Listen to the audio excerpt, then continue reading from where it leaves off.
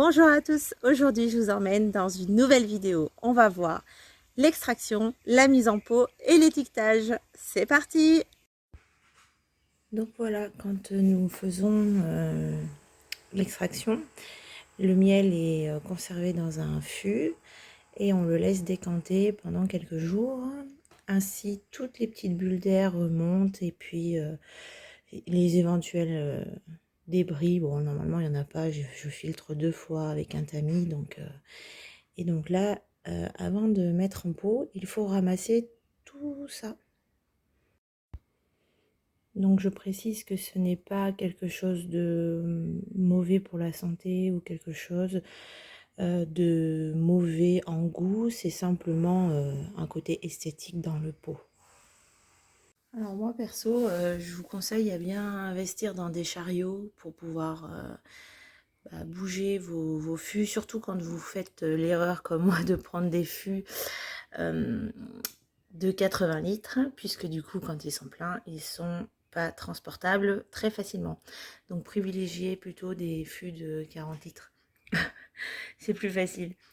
Et voilà, après la difficulté, c'est de porter tout en haut. Mais du coup, pour mettre en pot ce fût-là, au moins je suis à hauteur, je peux mettre ma balance en dessous et il n'y a pas de souci. Ensuite, on vérifie le taux d'humidité. Donc là, voilà, 16 presque et demi. Il faut être en dessous de 18%.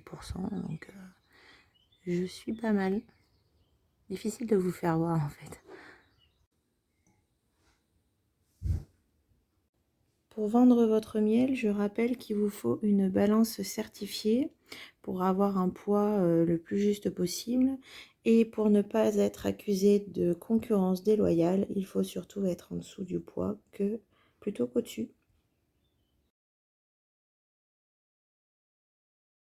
Une fois que vous avez bien donc mis votre miel, vous fermez bien votre pot, vous mettez une date de péremption qui est de 2 ans à partir de la date de mise en pot. Bien sûr, le miel ne se périme pas, mais c'est la loi qui devrait pas tarder à changer ou qui a peut-être changé, que je ne suis pas au courant.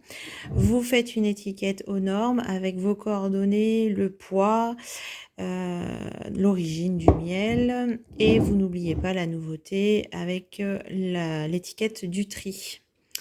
Et voilà. Alors, on récapitule. Il vous faut une balance homologuée et contrôlée. Ensuite, il vous faut un étiquetage aux normes avec une nomination de votre miel. Et attention à ce que vous mettez. Si vous mettez miel d'acacia et que c'est pas miel d'acacia, ça va faire mal au niveau amande. Sur l'étiquette, il faut qu'il y ait vos coordonnées, il faut l'origine du miel, il faut aussi le numéro de lot. Moi je le mets pas parce que je mets la date, alors je sais jamais, DDM ou je sais pas laquelle c'est, mais je mets jour, mois et année, 2 ans après la date de mise en pot.